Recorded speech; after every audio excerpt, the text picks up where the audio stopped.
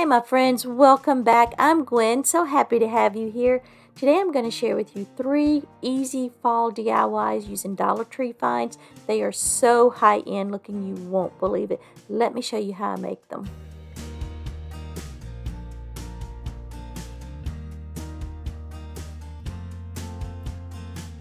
Y'all, I was in my local Dollar Tree recently and they had their new calendars out this year. And they had some of the most beautiful pages in this one. Almost didn't get it because they're $2 now, but I bought it for this page right here. It is so gorgeous. I just love it. And we're going to be decoupaging it onto this wood round from the Dollar Tree. I gave it 1 coat of apple barrels, granite and pewter, mixed them together and let that dry. Then we're going to put down a layer of Mod Podge. Now, the reason I painted it gray instead of white like I normally do whenever I'm decoupaging is when you use one of those calendar pages and you use a lighter background, sometimes the numbers can show through. And I have found if you use a darker surface, it prevents that. And you'll see when I get through decoupaging the page onto this wood round, you'll see what I mean. It turns out perfectly. After the Mod Podge is dry, we're just going to use the iron-on method, my favorite in all the world. You watch my videos, y'all know this. It's just using heat to reactivate that Mod Podge. You put a sheet of parchment paper over the top to protect your surface and your iron, not get any Mod Podge on there, and you just run it across the surface of your page. I like to start in the center. My personal preference, you can do it however you want as long as you cover the entire surface and make sure that calendar page is adhering to your wood round.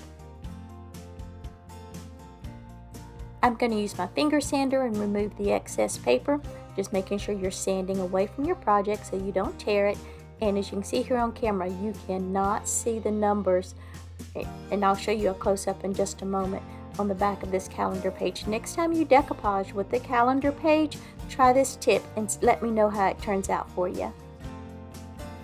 Y'all, I just realized I forgot to tell you we're making a riser, not a hanging sign, with this wood round. So we're going to be using these wooden blocks from the Dollar Tree as our feet, and we're going to use the same color combination of paint that we used on the wood round, except for I wanted them to be a little bit darker, so I did add some more of the darker gray, I think it was pewter, until I got the color that I was looking for. We're going to use the same color combination as we did earlier for these half beads, and these beads came from Amazon. Y'all, I cannot remember the size of them, so I'll link them down in the description box so you can see the size, but I'm just giving each of them 1 coat of paint. It is 45 here on screen, but we end up only using 44.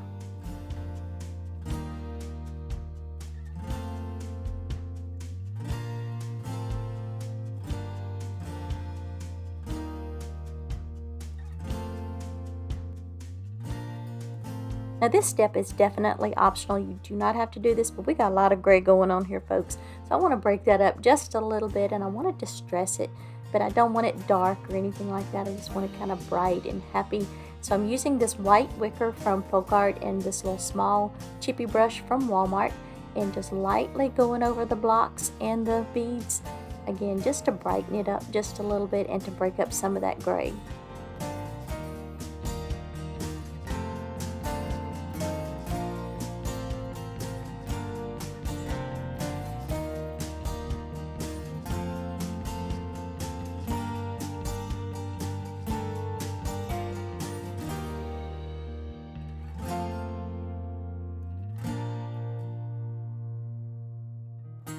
To attach our beads, we're going to use Aleene's clear and tacky glue. I love this stuff. It sets up pretty quickly and it dries clear. So if you have any seepage, that's one good thing about this. But I'm trying to be very careful of that. I'm putting just a little dot in the center of the bead and just kind of swirling it out almost to the edge, but not quite. And then I'm just going to press it down for just a few seconds until it has time to start to set up. Now, I'm sorry about the angle here. I didn't realize my hand was covering up most of what I'm doing, so my apologies for that. But we're just going to continue to apply the half beads all the way around the wood round.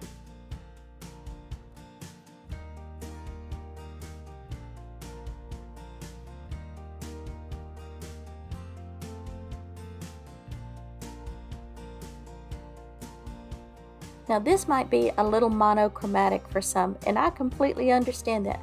Y'all watch my videos, y'all know I love bright, colorful, over the top projects, but sometimes I also love just really simplistic and just easy projects, and that's what this is. It's so easy to do. And I am so in love with this calendar page. I can't tell you how pretty it is in person. It's just so pretty, and I wanted that to take center stage, so I'm just keeping it very simple.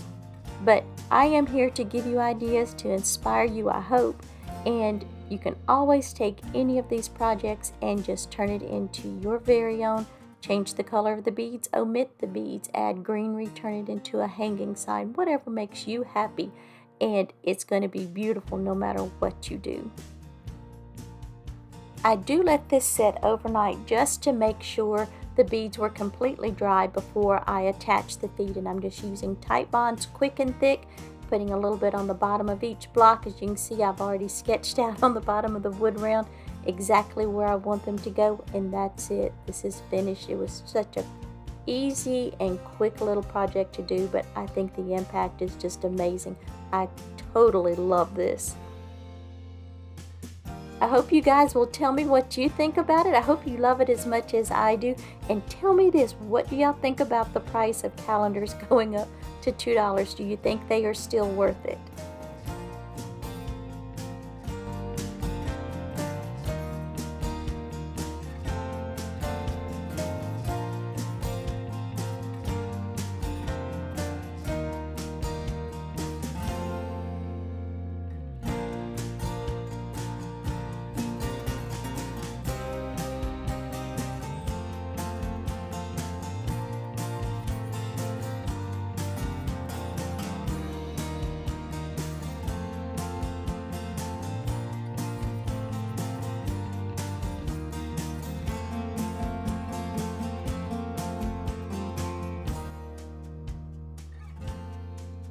So I was recently at the Dollar Tree and I picked up one of these pink plastic shovels. It's cute, but it's not really my thing. So we're going to fix that. I want it to have a beautiful galvanized look to it, and we're going to decorate it for fall. So first I took it outside and I gave it a coat of Rust-Oleum's oil rubbed bronze spray paint. Why do I have a hard time saying that? But anyway, we gave it one coat of that, let it dry. And the reason I did that, I want to cover up all that pink, and also it gives it a good base to build on because we're going to create a galvanized look. To apply the paint, we're going to use this sea sponge. I just picked it up over in the bath section of the Dollar Tree, tore it into pieces. I love to use these whenever I'm painting like this. And I'm just randomly dabbing this lightest color acrylic gray paint all over the shovel. And I believe it's called Granite, and it's from Apple Barrel. It's no rhyme or reason, it's just randomly dabbing it all over. And once I get the shovel covered front and back, we'll start to come in with the darker gray, and that is pewter, and that's also from Apple Barrel. I'm just going to continue to just pounce and dab that darker gray all over the shovel. I'm just really going right on top of that lighter gray because that lighter gray was pretty stark, and I want to tone that down just a bit, so I'm just dabbing, and even in some areas just kind of smudging it just to soften it up a bit and just blend it all together.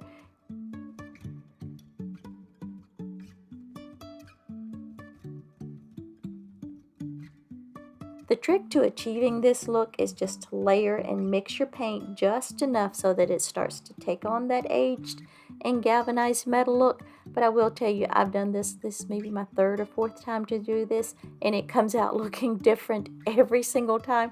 So there is truly no right or wrong way to do this. Then I'm going to start to add in just a little bit of black acrylic paint, and I'm just dabbing it around just in strategic places. I don't want a lot of it, but I'm also going to rotate it with the darker gray and just kind of blend them together, smudging them out, so that hopefully it starts to take on the look of a galvanized shovel and not a plastic shovel with some paint slapped on it. Once the paint is dry, and to continue the farmhouse look, I'm going to use some of this twine from Walmart, and I'm just going to put a little bit of hot glue right at the back of the shaft, and then I'm just going to wrap the twine around the shaft, and then I'll also wrap it around the center part of the handle.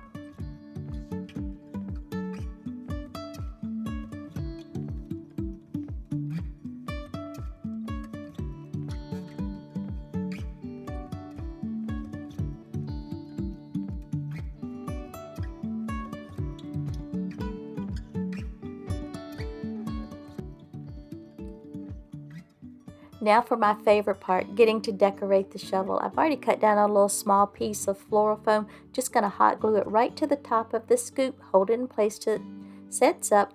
And I'm using flowers and greenery I had left over from last year. This is such a versatile piece. You can use whatever you have on hand. If you're not ready for fall, by all means use whatever summer flowers you might still have on hand. But anyway, I'm just tucking in this sunflower right in the center of the foam, and then I'm going to tuck in these little bits and pieces of greenery on either side. I believe this is eucalyptus, and I'm just going to tuck one at the top, one at the bottom, and then I have some of the little purpley pieces. Now I believe those came from the Dollar Tree last year or so, and I'm just filling in around the flowers with my little bits and pieces. Now I love to tuck in different colors and textures when I'm doing arrangement.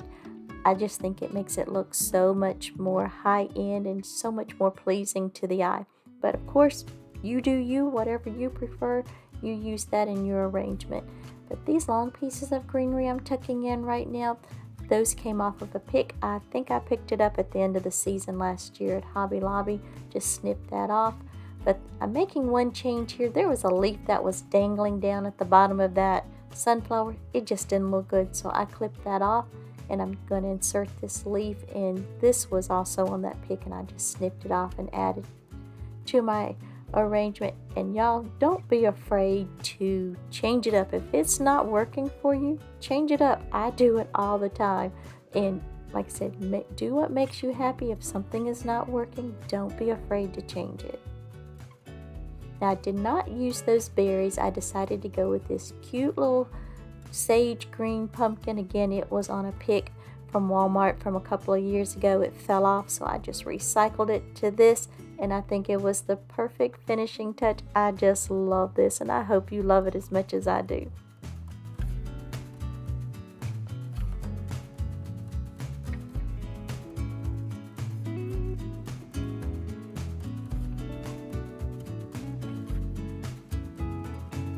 This next DIY is one of my favorite fall DIYs. The one I had planned for tonight, I had some technical difficulties, wasn't able to get it added for tonight, but it will be here next week, so make sure you stay tuned and let me know what you think about this next DIY. I think it is so sweet.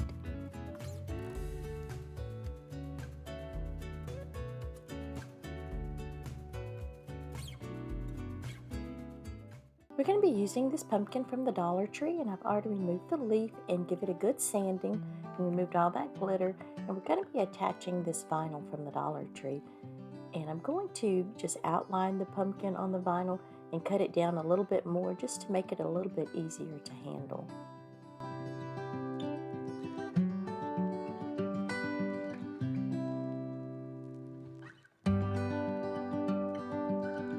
I'm just going to go ahead and line the vinyl up across the top of the pumpkin, and I'm only going to work in small sections just to control how fast I'm applying the vinyl to the pumpkin, so I can make sure I'm getting out all those air bubbles and any wrinkles or anything like that, because I want it to be as smooth as possible.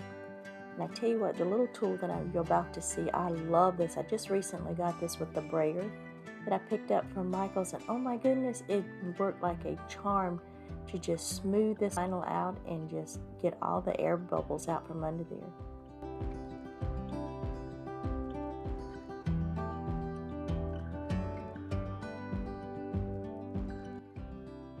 I think I might have a new favorite tool. This thing is just amazing. I love it. I'm just going to go in with my favorite nail file and sanding block, and then just remove any of the excess vinyl around the pumpkin. And this stuff just came off so easily. I've never used vinyl before, but it really came off so easy, and I love working with this. So you're probably going to be seeing more projects in the future, because I have some stacked up from the Dollar Tree like everybody else.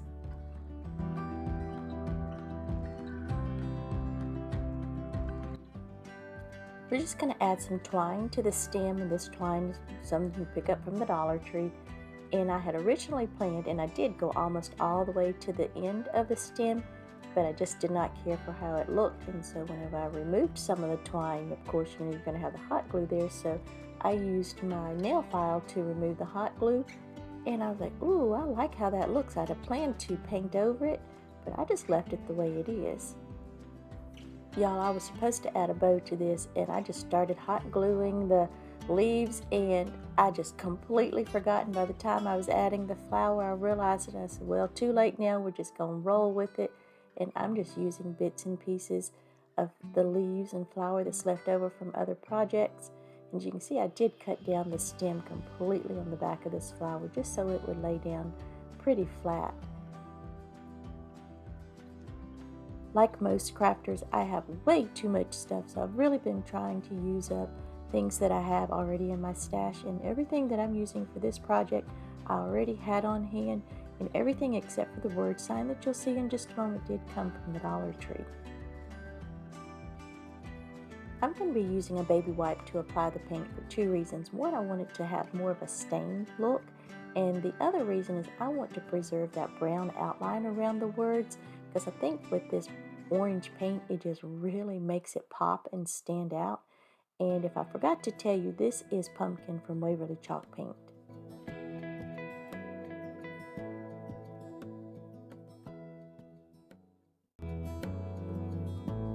I'm out of my favorite Gorilla Gel glue, so I'm just using some of the super glue from the Dollar Tree and just a little bit of hot glue to attach the sign.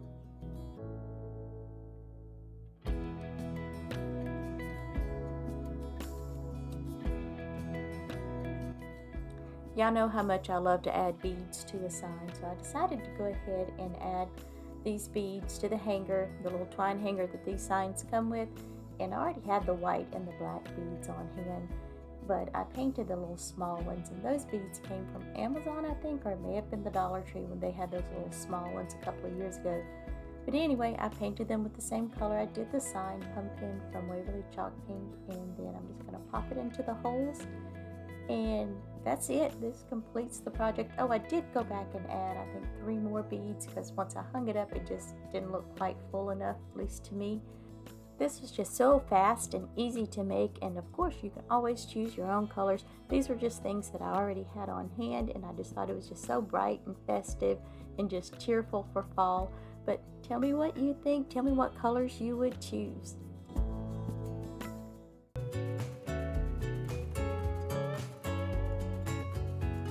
Thank you so much for stopping by, my sweet friends. Now go make something beautiful, and I will see you soon.